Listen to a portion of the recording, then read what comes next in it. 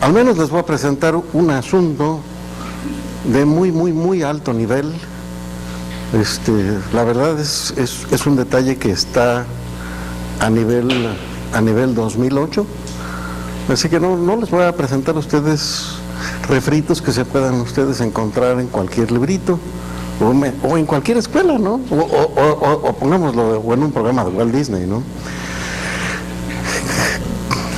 Yo deseo platicar a ustedes de el electrostático. El campo electrostático tiene dos características. Ya hemos platicado de cómo detallar las propiedades del campo electromagnético en general. Eso no lo voy a repetir hoy, ya lo hemos visto aquí. Y sé que muchos de ustedes han estado en estas presentaciones, ¿no? Así que esto no lo voy a repetir, va a ser mi punto de partida, ¿no? Fue cuando vimos algunas propiedades matemáticas de los campos electromagnéticos. Esas, les repito, van a ser nuestro punto de partida. Solamente vamos a trabajar con dos leyes. Y de estas dos leyes vamos a sacar toda la información.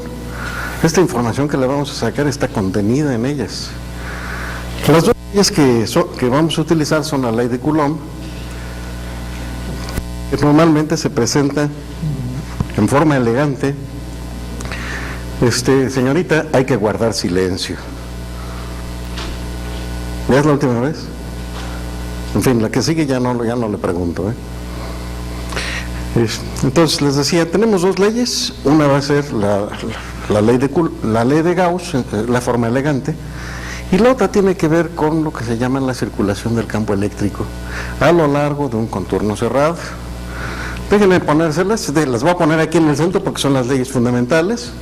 Una dice que el flujo del campo eléctrico, lo estoy aprendiendo con la letra F en griego, no es una letra phi, es una pelotita con una I mayúscula atravesada, ¿no? Esa es la letra phi.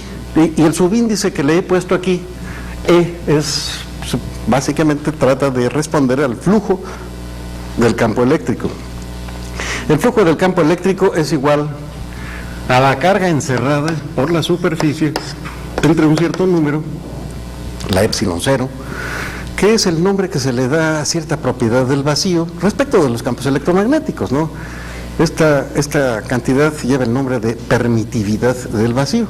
Es una constante cuyo valor numérico, pues basta con que uno lo sepa para hacer todos los cálculos que vengan y resulten necesarios, ¿no? La otra es la circulación del campo eléctrico. Déjeme ponerla simplemente así. La circulación del campo eléctrico a lo largo de una trayectoria cerrada siempre tiene el siguiente valor. Déjenme ponérselo a ver.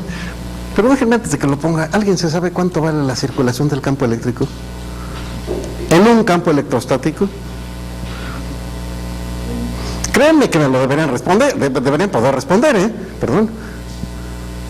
Cero. Efectivamente es cero la circulación del campo eléctrico, ¿no? Puede que se escuche esta circulación de una manera más rimbombante, si en lugar de que yo les dijera la circulación del campo eléctrico, utilizara una terminología más típica de la que se utiliza en los diferentes medios, ¿no? Si yo les dijera la fuerza electromotriz es igual a cero, quizás resultara más apropiado, ¿verdad? Déjenme todavía decirles que hay un equivalente más para esta expresión. Esta es una palabra que quizás conocen ustedes mejor, ¿no? Y si les dijera yo a usted que la diferencia de potencial acumulada a lo largo del circuito cerrado siempre vale cero. O todavía otra más, porque todas son estas expresiones para decir lo mismo, ¿no? Si yo les dijera que la suma de los voltajes a lo largo de cada uno de los elementos del circuito, al sumar sobre todo el circuito cerrado, es exactamente cero. Estas, les repito, son las únicas leyes que vamos a utilizar hoy para sacar toda la información. A mí me resulta, desde luego, fundamental que pues les pueda yo mostrar cómo de estas dos leyes podemos sacar, para empezar, la ley de Coulomb. Porque la ley de Coulomb se tiene por muchos como quizás la ley que resulta fundamental, ¿no? Entonces déjenme ver si podemos extraer a partir de estas dos leyes la expresión para la ley de Coulomb. Acuérdense ustedes que la ley de Coulomb establece que la fuerza entre dos cargas es proporcional al producto de las cargas e inversamente proporcional al cuadrado de la distancia. Así que nosotros deberíamos poder establecer esa propiedad. También acuérdense ustedes que la fuerza que produce un campo eléctrico, está dada por el campo eléctrico multiplicado por la carga sobre la que aplica el correspondiente campo eléctrico. Aquí conviene poner cuidado, ¿eh? Una cosa es la carga que produce el campo y otra es la carga que resiente el campo. O sea, ustedes tienen dos cargas, la interacción entre ellas se establece por el campo que ésta crea sobre esta y empuja a la que tengo en el otro lado, ¿no? A su vez, esta también produce un campo sobre la otra que actúa sobre la otra. Entonces, por favor, vean ustedes que existen dos cargas, ¿no? Una es la carga que lo produce, el campo, y otra la que lo resiente. Aquí estoy hablando de la carga que resiente el efecto del campo, mientras que aquí estoy hablando de la carga que produce el campo correspondiente a ese flujo eléctrico. Si ya tenemos claro esto, pues podemos seguir adelante, ¿no? Entonces, por favor, permítanme hacerles a ustedes un dibujito. Yo quiero poner aquí, en este punto, una carga eléctrica. Es muy fácil poner una carga eléctrica. Si era fácil a principios del siglo XIX, hoy día con todos los métodos que tenemos, es mucho más fácil hacerlo, ¿no? Por favor, coloquen ustedes aquí una carga eléctrica que voy a decir que su valor es la letra Q minúscula. Al ponerle Q minúscula, yo no quiero que vayan ustedes a pensar que esta carga es más chica que la otra. Podrá ser del mismo tamaño o más grande. Lo que quiero es que distingan y que vean que estoy hablando de dos cargas diferentes. Aquí la carga Q minúscula es la carga que produce campo y la carga Q mayúscula quiero entender que es aquella que resiente los efectos del campo eléctrico. Y entonces déjenme ustedes rodear este punto con una esfera. Me estoy pintándoles a ustedes dentro de lo que puedo una esfera. Digo, no faltará quien me diga que eso no es más que un círculo, no es una esfera, ¿no? Una esfera es tridimensional. En fin, ustedes, disponen de un pizarrón bidimensional y esto ya con dificultad, en fin, pero sí pueden ustedes imaginarse que esa pelotita que les acabo de pintar efectivamente representa una esfera. Y entonces, a continuación, pues veo que el campo eléctrico producido por esta carga, pues debería ser radial. Y aquí, desde luego, yo hago la conjetura de que como los diferentes puntos de la esfera están exactamente a la misma distancia del centro, entonces el campo eléctrico en todos los puntos de la superficie debería ser del mismo tamaño. Vean ustedes que no es cierto que la dirección del campo eléctrico aquí o acá sea la misma. Lo que sí es igual es el tamaño del campo eléctrico. Y entonces todo lo que tenemos que hacer para calcular el flujo de esta carga, el flujo del campo eléctrico asociado a esta carga, pues todo lo que tenemos que hacer es agarrar toda la superficie de la esfera, y multiplicarla por el campo eléctrico. Y aquí viene la pregunta, ¿no? ¿Cuál es la superficie de una esfera? Y ahora me hace falta que uno de ustedes me diga cuál es la superficie de una esfera, porque digo, si realmente no tienen ustedes ni material para decirme cuál es la superficie de una esfera, entonces está difícil que puedan entender lo que sigue, ¿no? Así que, a ver, ¿quién me dice un jovencito, claro, ¿verdad? ¿Por cuánto? Muy bien. Entonces, el flujo simplemente está dado por la superficie 4pi por r cuadrada, y esto multiplicado por el campo. Campo por superficie. Y noten, por favor, que esto debe ser igual, de acuerdo a la primera ley, a la carga encerrada por la superficie. Ven ustedes que lo que está dentro de la superficie es esa carga minúscula. Es la carga entre epsilon 0. Y ahora sí, a mí lo que me interesa es el campo. ¿Cuánto vale el campo? Y entonces lo que tengo que hacer es despejar esta ecuación. Por favor, la despejo. Esta ecuación y encuentro que la E es igual a Q entre 4 pi epsilon 0 por R cuadrada. Ya tengo el campo. Y vamos a dar todavía otro paso, ¿no? Porque queríamos ver cuánto vale la fuerza. Pues miren, muy fácil. La fuerza ya la teníamos aquí. Entonces ponemos este campo, lo sustituimos por este valor y obtenemos Q entre 4 pi epsilon 0 R cuadrada por la Q. Y por favor leer la formulita. Dice que la fuerza es proporcional al producto de las cargas e inversamente proporcional a la distancia elevada al cuadrado. Dicho de otra manera, esto que está acá, que es la ley de Coulomb,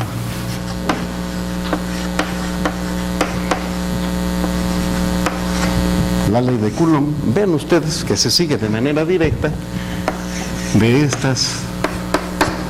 esas dos leyes. Y bueno, si alguien me dice, no, a las dos nada más me hizo falta la ley de Gauss, tiene razón. Basta con la ley de Gauss para deducir a partir de ella la ley de Coulomb, ¿no? ¿Perdón? No son equivalentes. Es mucho más poderosa esta ley que la ley de Coulomb. Desgraciadamente la ley de Coulomb requiere que hables de dos cargas puntuales. Si las cargas no son puntuales, no sirve la ecuación, la ley de Coulomb, ¿no? En fin, digo en particular, te pongo un caso, te pongo un ejemplo, ¿no? Imagínate que tienes una esfera y le pones una carga Q minúscula. Y enseguida agarras una esfera más grandota y en la esfera más grandota le pones una carga Q mayúscula. ¿Cuál es la fuerza que aplica uno sobre la otra? Si esta distribución de carga tiene simetría esférica y esta también, entonces la fuerza que aplican una y la otra, la una sobre la otra, tiene que ser cero exactamente, ¿no? Eso no es compatible. Eso no es compatible con lo que dice la ley de Coulomb. Y sin embargo, la respuesta para este problema sí se puede investigar por aquel camino, ¿verdad? En fin, entonces la ley de Coulomb es importante, pero desgraciadamente requiere de cargas puntuales. Bueno, quiero ahora empezar con las propiedades que yo sí tenía ganas de discutir con ustedes el día de hoy respecto del campo electrostático. Primera pregunta. La pregunta es, ¿puedo producir un estado de equilibrio con fuerzas electrostáticas? A ver, ¿qué entiendo yo por equilibrio, no?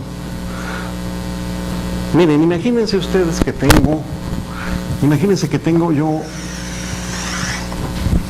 una especie, no es una cacerola, ¿verdad? Tampoco es un sartén, porque los sartenes no tienen esa forma, ¿no? Pero sí, imagínense ustedes que tengo la mitad de una esfera. Y en el interior de esa mitad, yo voy a colocar una canica. Y la suelto. Bueno, pues la cosa es divertida, ¿no? Porque apenas la sueltan empieza a hacer, se va para arriba, hasta que finalmente se para, ¿verdad? Y se para en el centro. Y allí en donde se para, pues se produce un estado de equilibrio estable. ¿Por qué es estable este equilibrio? Bueno, porque cuando está en el centro, las fuerzas totales aplicadas valen cero. Con otra propiedad interesante, si ustedes se apartan del centro, hay una fuerza que lo manda al centro. Vean ustedes, ya que estaba aquí en el centro, ya que tenía yo la canica en el centro, si yo la desplazo un poquitito hacia la derecha y la suelto, se regresa y vuelve a hacer su chiste de hasta que se para, ¿no? Esto es lo que se llama equilibrio estable. Es decir, un punto en que las fuerzas totales valen cero, pero además de eso, Si yo lo desplazo del punto de equilibrio, aparecen fuerzas que me lo regresan al equilibrio. Ese es un estado de equilibrio estable. Déjenme proponerles a ustedes un estado de equilibrio inestable, ¿no? Entonces este es equilibrio, déjenme ponerle así, E.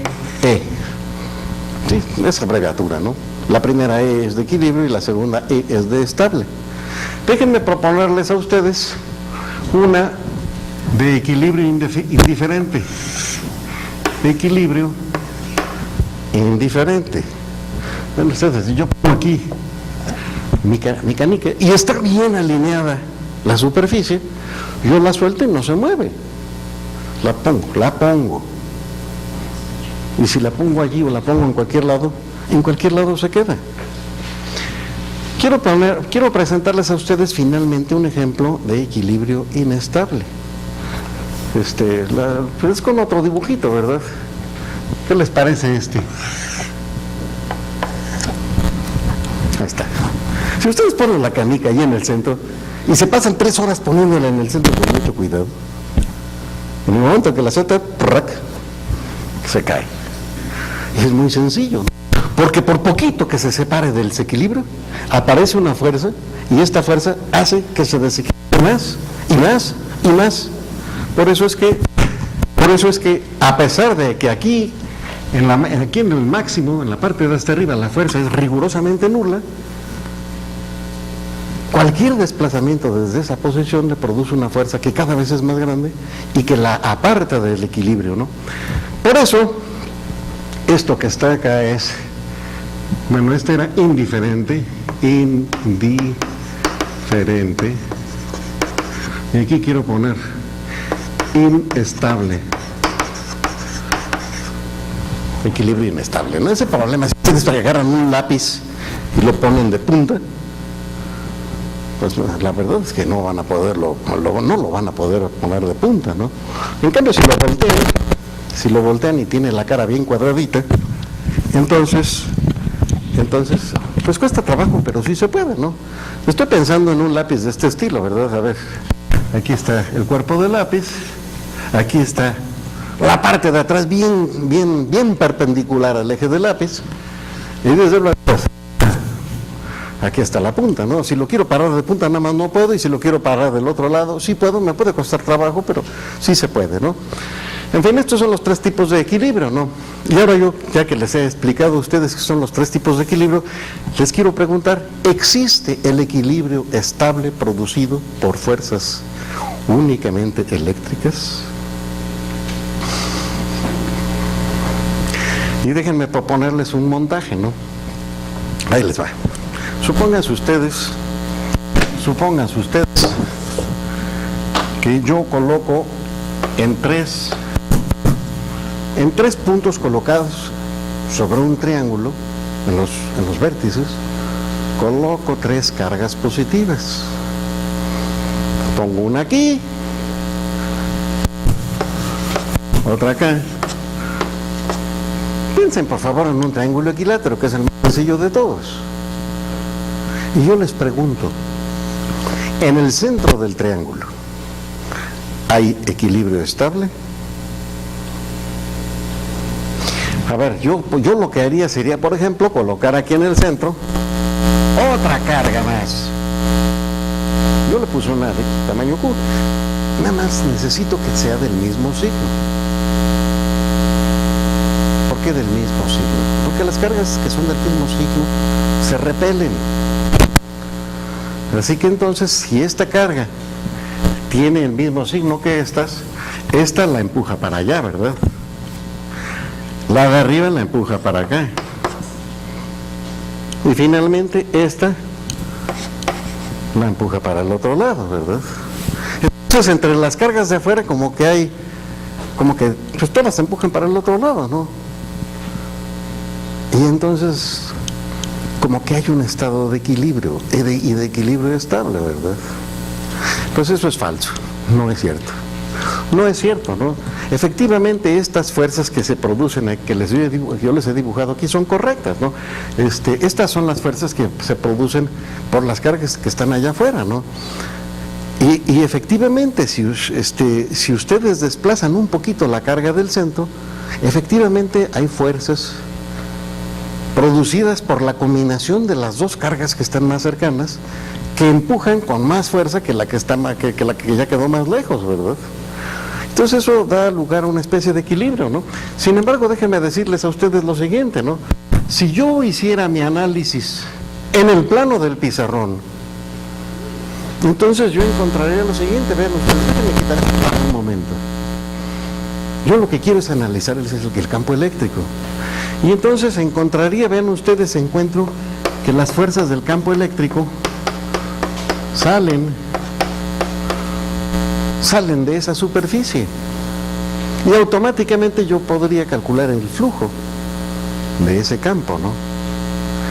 Y si el campo siempre sale, por favor escuchen, si el campo siempre sale en esa esferita que rodea el punto, eso significa que el flujo del campo eléctrico es no nulo. Y si el flujo es no nulo, esto es igual a entre epsilon cero. ¿Cuál carga encerrada? Si ya la quitamos, no hay nada. No hay nada. Y como no hay nada, el flujo debería ser cero. Si ustedes aquí ven que estamos obteniendo un número positivo, pues es que lo que pasa es que lo que por aquí sale, por acá arriba, le entra, ¿no? Acuérdense que esto, si el flujo es cero, es que tanto le entra por un lado como le sale por el otro. Estaba yo analizando, yo aquí les puse un cilindrito, ¿no? El cilindrito es una cosa de este estilo, ¿no? Y entonces estas flechas representaban campo que salía de la superficie lateral del cilindro. Sale. Pero dentro de esto no hay nada. El flujo eléctrico a través del cilindro tiene que ser cero.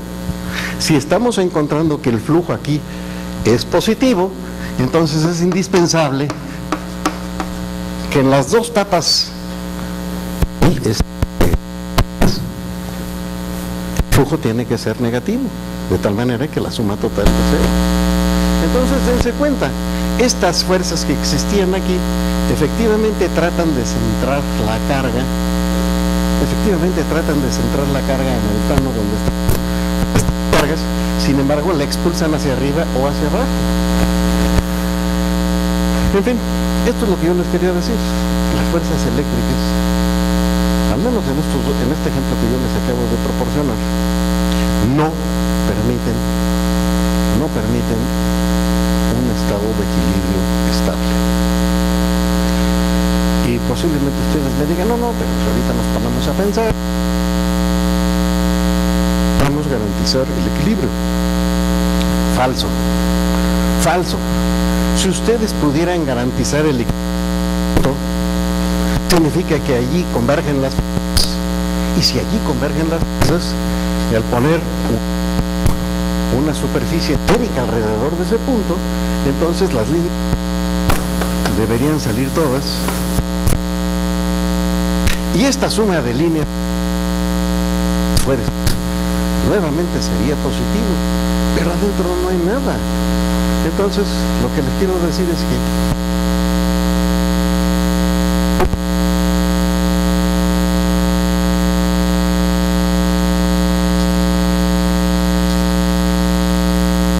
está tronando esto, ¿verdad?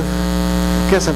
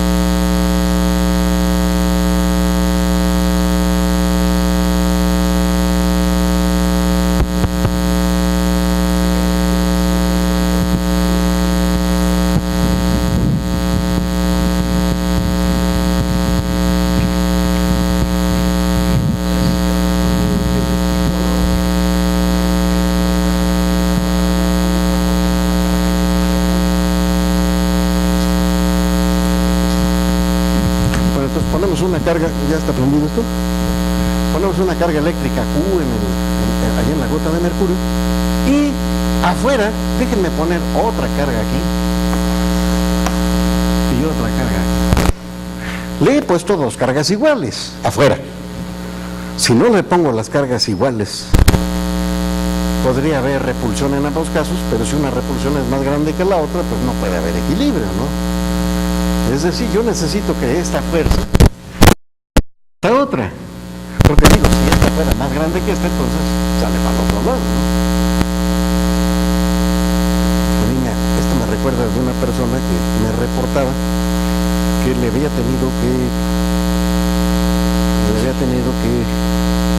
dar a un burro una medicina, ¿no? Y entonces lo que hacían es agarrar un popote, ponen la medicina, y en el popote le meten el popote en la boca al burro y soplan, ¿no? Y a mí lo que me reportaron es que el burro sopló primero. Digo, bueno, en fin, se trata de esta misma dificultad, ¿no? Por favor, noten, aquí el equilibrio es posible. Y el equilibrio es posible gracias a que hay dos tipos de fuerzas diferentes. Están las producidas por las fuerzas electrostáticas, pero está también la fuerza que produce el popote. El popote que impide que la gota de mercurio se vaya para allá o para acá. El popote lo que hace es restringir el movimiento a lo largo del popote. Y gracias a eso se puede producir un estado de equilibrio mediante fuerzas puramente electrostáticas. Bueno, tengo ganas de presentarles una información adicional muy interesante, ¿no? Miren, quiero regresarme con esta fuerza. Esta ley de fuerzas la descubrió este señor que saben, se apellida Coulomb,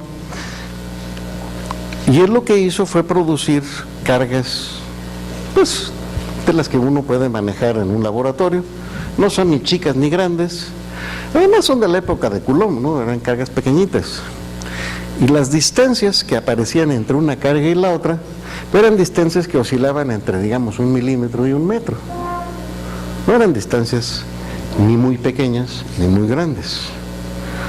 ¿Qué es una distancia grande? Pues miren,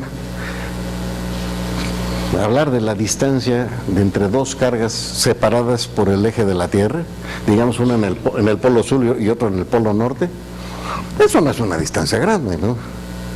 Para mí una distancia grande sería, por ejemplo, de aquí a una estrella, ¿no? Y la estrella más cercana está a más de 1 año luz de distancia, ¿no? Así que para mí son esas distancias que ya empezaría yo a considerar grandecitas, ¿no? Bueno, miren ustedes, la ley de Coulomb es válida para esas distancias grandes. Y vean ustedes que conforme disminuimos la escala de la distancia, en lugar de que sea años luz, nos podemos regresar a una distancia astronómica, a la unidad astronómica. Acuérdense que la unidad astronómica, pues es el radio de la órbita de la Tierra. Esto es un número grandecito, ¿no? La luz se tarda un poquito más de 7 minutos en ir de un lado al otro, ¿verdad? Desde el Sol hasta la Tierra. Pero no es muy grande, ¿no? Y así podemos disminuirlas y de repente llegamos al metro o al milímetro, y esta fuerza se sigue cumpliendo. Yo lo que quiero platicarles a ustedes es qué pasa si las distancias son todavía más chicas. ¿Sí? En lugar de que sea 1 milímetro, bajo a décimas de milímetros, centésimas de milímetro, y me sigo. A ver, vamos a tratar de hacer una gráfica, ¿no? Miren, déjenme por ejemplo empezar. Ahora,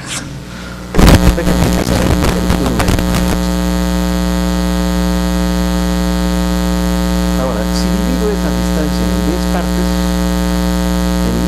nada más, pues en lugar de que sea 1 metro, tengo decímetros. Déjenme colocar los decímetros aquí. Aquí están los decímetros. Déjenme ponerle aquí 1 decímetro.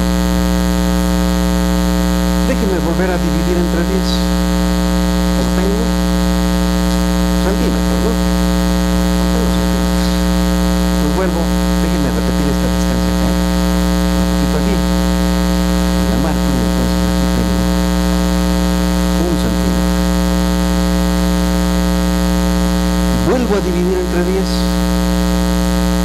Y uso la misma técnica, ¿no? Me dan esta distancia. Esta distancia la reproduzco aquí. Y aquí tengo entonces, esto no es 1 milímetro. 1 milímetro. Yo no tengo ganas de desesperarlo con mi calma, ¿verdad? Así que vamos a avanzar más rápido. Para avanzar más rápido, déjenme reproducir. Más rapidez, ¿no? A ver, vamos bien. Este es 1, pues marco 1, 2, 3.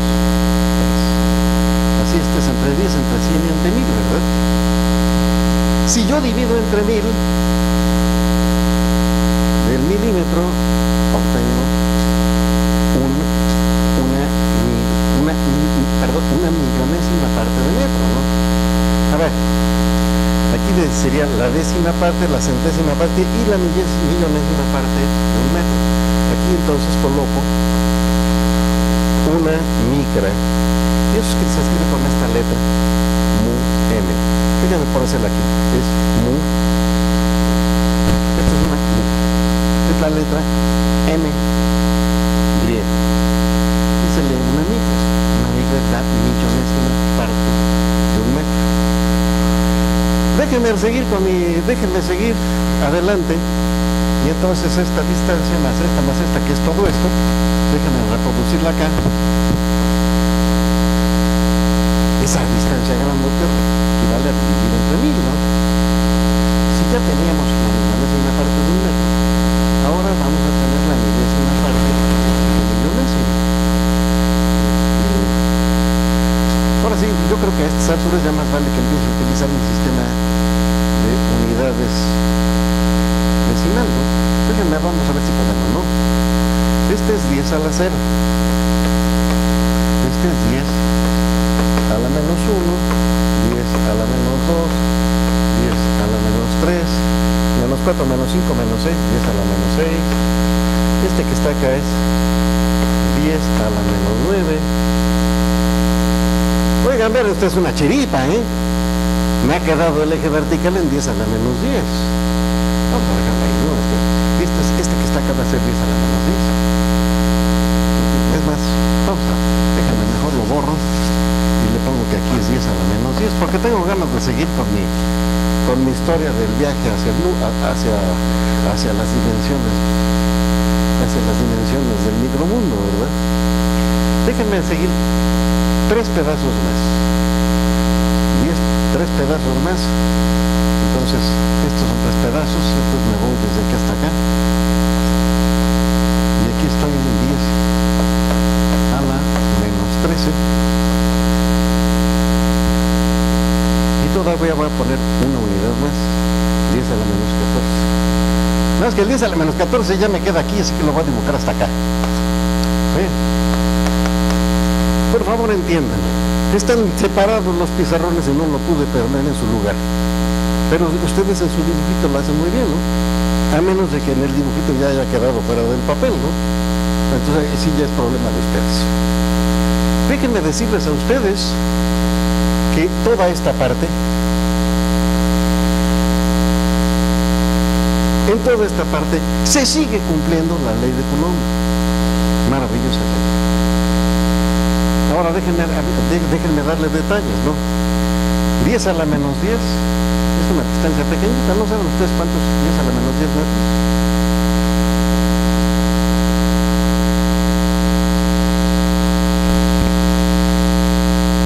Una unidad de 10 a la menos 10 metros lleva el nombre de un angstrom. Un angstrom. A ver, vamos a ponerlo aquí. 10 a la menos 10 metros es igual a un angstrom, y por alguna razón le ponen una pelotita encima de la A. Ha de ser como nuestro acento, ¿verdad? A los pinches gringos nosotros ponemos palitos encima de algunas vocales, en decir, ¿pero qué le ponen a las vocales? Bueno, pues yo no sé qué significa la pelotita que le ponen a la A, pero bueno, es la... cuyo trabajo permitió definir esta nueva unidad, ¿no? El átomo de hidrógeno es el átomo más pequeño de la naturaleza.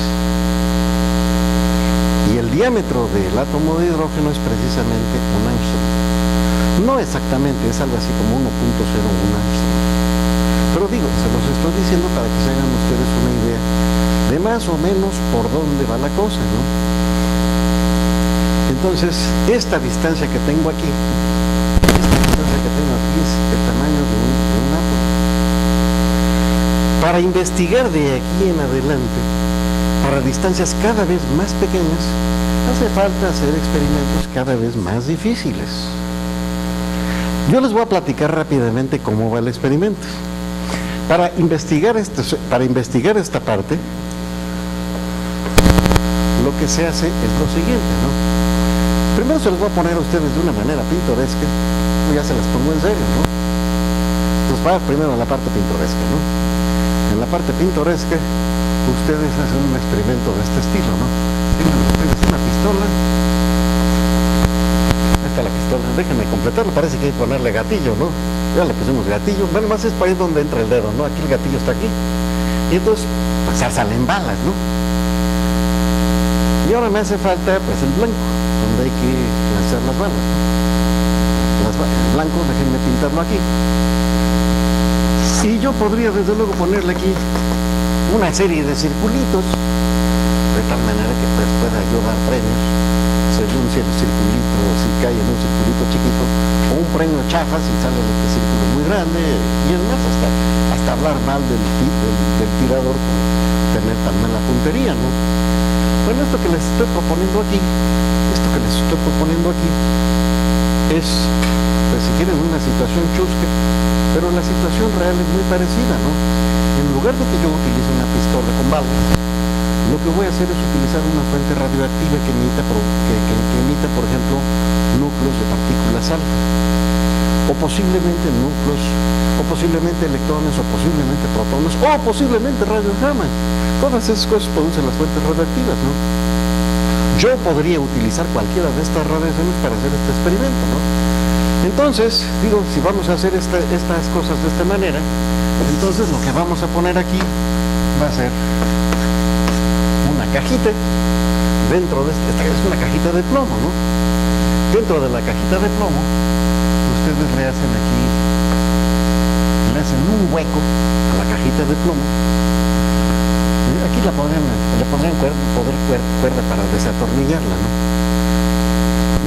Y la abren, colocan en su interior su fuente radioactiva, vuelven a atornillar el conjunto, de tal manera que después de que han introducido su fuente radioactiva, se empiezan a salir por el agujerito, pues nada más pueden por ahí salir, por el agujerito salen las partículas de la radiación que hayamos seleccionado, ¿no? Ustedes se dan cuenta aquí que conviene poner un agujerito chiquito. Aquí es el agujerito chiquito, pero para que se abure chisguetes de partículas de altas velocidades, ¿no? Entonces, por favor, déjenme perfeccionar este montaje. Y enseguida, después de esto, le coloco otra cajota más grande. Con un manguito bien delgadito.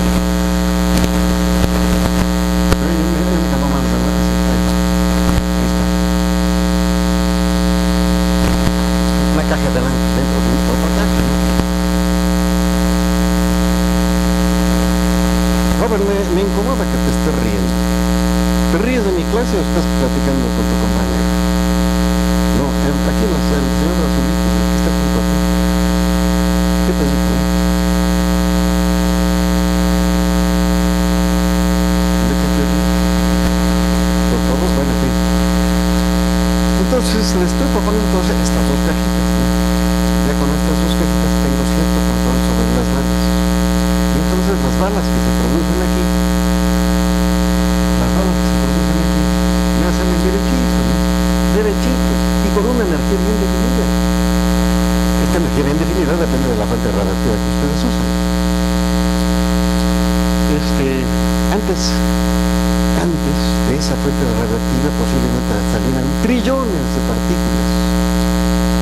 O sea, un número muy grande de partículas por segundo, ¿no? Acuérdense ustedes que yo puse una primera cajita y esa cajita hizo que en lugar de que salieran trillones, ya nada más salieran millones. Bueno, pues la segunda caja es tal que permite que salgan partículas por segundo. Muy poquitas, ¿no? Pero miren, gracias a que son poquitas partículas, uno puede seguir el desarrollo de cada partícula. Déjenme reportarles cómo le hizo Rutherford. Rutherford colocó entre la caja y esta pantalla, colocó aquí una hoja de oro. ¿Por qué una hoja de oro? ¿Que Rutherford era muy rico? ¿Y era lo primero que se le ocurrió, lo más barato para él? No, hombre. Lo que pasa es que el oro tiene una propiedad interesantísima. Ustedes pueden adelgazar una hoja de oro y la pueden adelgazar tanto que ustedes pueden ver a través de ella. O sea, hay que aplanarla. La pueden hacer ustedes mucho más delgada que una hoja de jamón. Y hablo de los jamones que le dan ustedes en las torterías, ¿no? O sea, ya son verdaderas piezas de ingeniería por lo delgadas que son, ¿verdad? Pues ellos con oro se puede hacer muchísimo más delgada todavía la hoja, tan delgada que hasta resulta barata. Bueno, y luego Rutherford, aquí en esta pantalla que yo les pinté de una manera ridícula, porque yo me imaginé que pondrían ustedes un cartón con círculos, ¿no? No, Rutherford lo que hizo es que aquí tenía una botella de vidrio. Esta es la botella de vidrio. Botella de vidrio. Y aquí coloco un poco de fósforo. El fósforo es un elemento. Le embarró el fósforo así a la brava. Enseguida conecta esto a una bomba de vacío. ¿Qué es una bomba de vacío? Es un chiste que saca todo el aire que está dentro de la botella. ¿Para qué le saca el aire que está dentro de la botella? Muy sencillo, para que las partículas que salen de la fuente radioactiva no choquen contra las partículas del aire. Y de esta manera entonces garantizó que las partículas que salían de la fuente radioactiva llegaban a la membrana de oro. Al llegar a la membrana de oro interactuaban con el oro y salían y caían en algún lugar en la pantalla. Y al caer en la pantalla, en el fósforo, venía la partícula radioactiva, llega a la pantalla, en donde está fósforo, y se producía un destello de luz. Muy chiquito, apenas. Rutherford tenía que ponerse frente a su instrumento y se tapaba con una cosa negra, ¿verdad? Así como los fotógrafos antiguos, para poder en estas condiciones de oscuridad alcanzar a ver el destello que producía la partícula alfa al llegar a esta pantalla. Y ahora déjenme decirles a ustedes, Rutherford empezó a contar cuántas partículas llegaban. Todos recuerdo, eran cosa de una partícula por segundo, no era mucho peor, ¿no? Él empezó a contar, nada más que encontró que aquí llegaban muchas, aquí derecho, aquí en este punto, llegaban casi todas. Es decir, casi todas las partículas llegaban sin desviarse, atravesaban la hoja de oro con mucha mayor facilidad que la luz. Sin embargo, encontró que había algunas partículas que llegaban aquí y se desviaban, y otras se desviaban más lejos, y otras más lejos, y algunas inclusive se iban de reversa.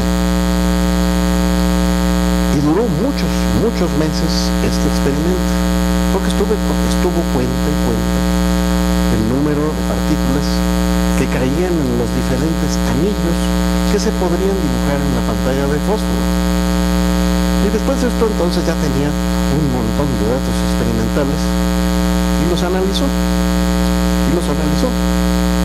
Y analizarlo significaba hacer lo siguiente, ¿no?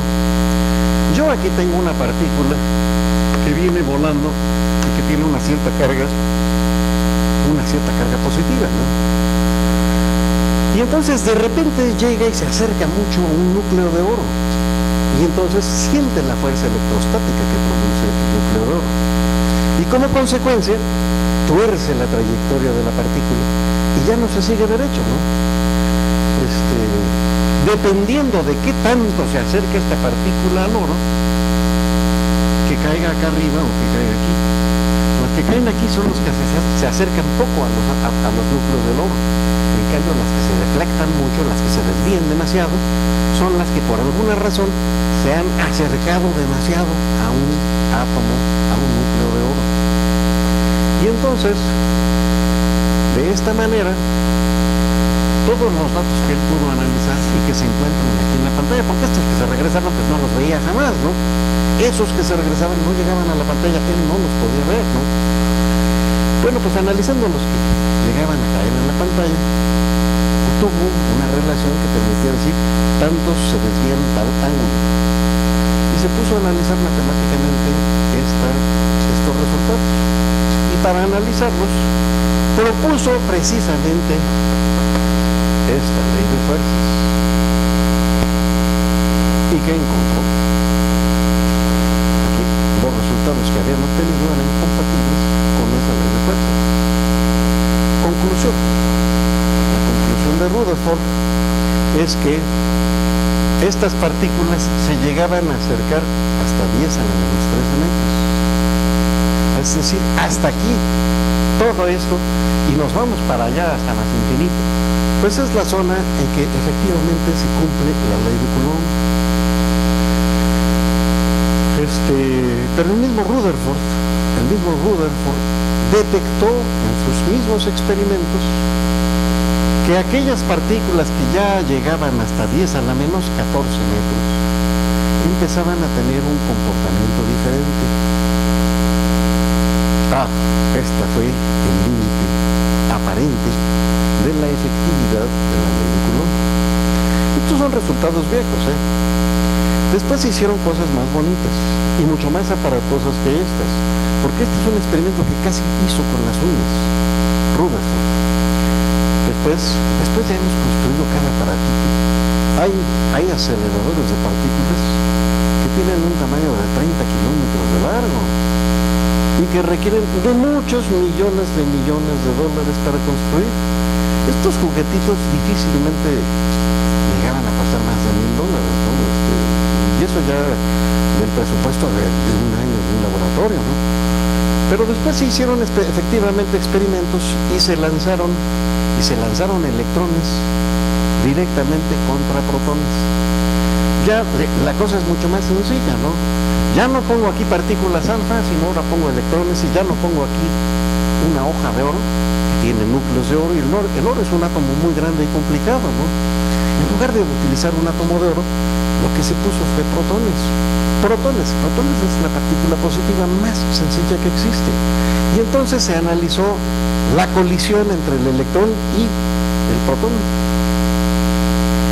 Y en la colisión del electrón con el protón se volvió a encontrar una divergencia, es decir, los resultados no corresponden con esto.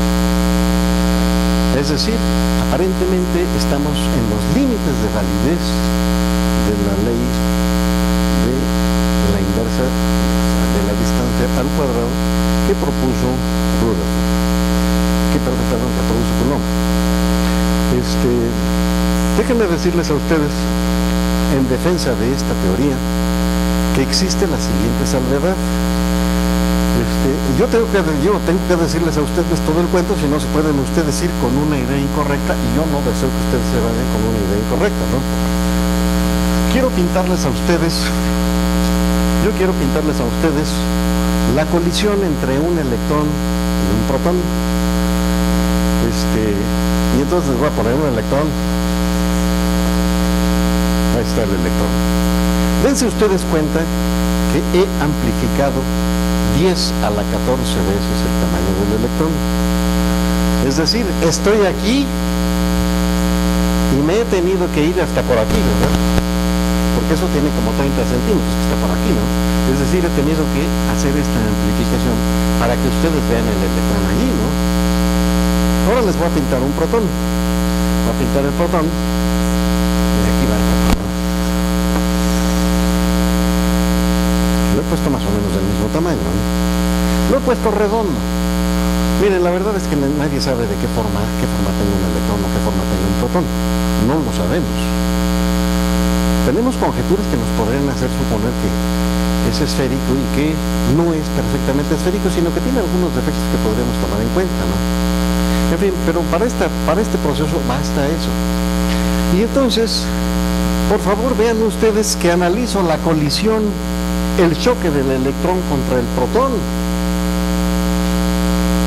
Y si me acerco demasiado al protón, la forma del protón y la forma del electrón deben tomarse en cuenta para predecir el resultado. Les quiero decir una cosa más que todavía es incluso más misteriosa. Este protón que está aquí no siempre es un protón. Se transforma de manera espontánea en la suma de dos partículas. Es decir, ese protón de repente se transforma en un neutrón más un mesón positivo. Es decir, esto que está acá de repente se transforma en una cosa, déjenme ponerla así, este es el neutrón, y alrededor de ese neutrón hay un mesón que vuela alrededor, que lo cobija, que lo envuelve, de tal manera que la carga neta es positiva, porque el neutrón no tiene carga. Y entonces, a la hora de interactuar la carga del electrón con la carga del protón, pues va a interactuar con este, pero también interactúa con este y con este, ¿no? Entonces, todo parecería que si no se obedece esta ley en la naturaleza, no se obedece precisamente a que estas dos partículas no son puntuales, sino tienen un cierto volumen. Nos parece ser que podemos rescatar la ley, es decir, casi parece ser que vamos a poder dar por hecho que la ley de Coulomb siempre se cumple como la ley de la inversa de la distancia al cuadrado, incluso en estos casos límite. ¿Qué es lo que pasa? Lo que pasa es que la carga de este electrón está dividida en muchos pedacitos, ¿sí? Y cada pedacito interactúa con todos los demás pedacitos. Y entonces, al hablar de la distancia entre esta cosa y esta cosa, pues no se trata de la distancia entre los centros, sino se trata de un promedio estadístico de la distancia entre esta carga y esta carga y esta carga y esta carga, y así sucesivamente, ¿no? Entonces es este volumen que tienen las cargas elementales, que no es nulo, lo que parece ser la explicación de este fenómeno. Me quedan 6 minutos y en estos 6 minutos yo no voy a poder enseñarles a ustedes cómo podemos deducir el electrostático en el interior de un conductor. Y como no tengo ganas de dejarlos a medias, ¿verdad? Entonces, pues, aquí termino la plática. Si tienen alguna pregunta que yo pueda responder, se la respondo. Si no, pues trataré de guardar silencio.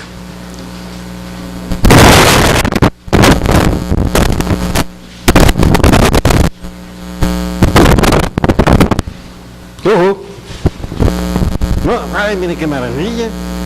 Yo sí tengo miles de preguntas y no tengo quien me las responda. Y ustedes que tienen que quien se las responda no las hacen, bueno, en fin, qué belleza, ¿no? Es esto de vivir en la inocencia, ¿no? Bueno, pues muchas gracias.